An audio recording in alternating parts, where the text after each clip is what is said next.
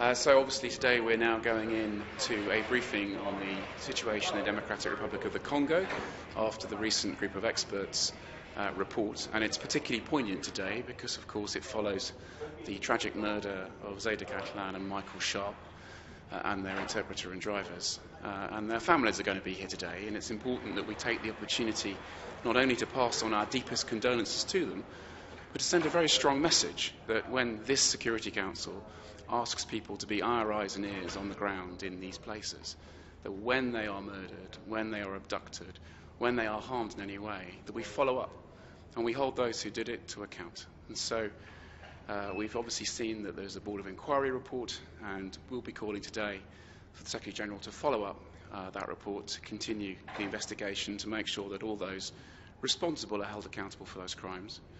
And with the Foreign Minister of the Democratic Republic of the Congo here today, it's a good opportunity also for the Council to show it is unified in calling on all parties to abide by the 31st December agreement. So we'll be doing that as well. Do you think the SG should create a special investigation? And is that something we should do without a resolution from the Security Council? So as I said, I think it's really important that those who are responsible are held to account, and whatever mechanism can achieve that, we will be supporting.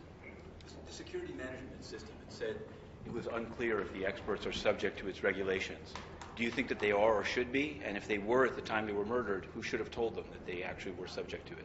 It's paragraph 24 of the report. Yeah, so obviously I've read the Board of Inquiry report. I think there are a number of questions there to follow up with the UN system, and we'll be doing that. Ambassador, a question on Yemen and the annual Children in Armed Conflict report that comes out.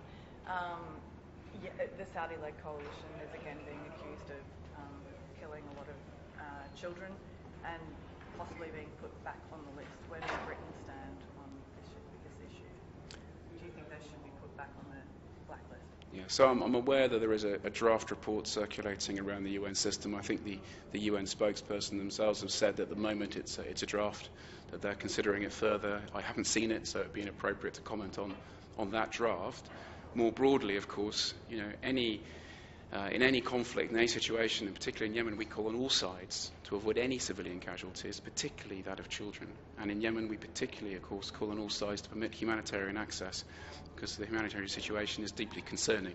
And tomorrow we'll have an opportunity to discuss that further. Okay. Thank you. Thank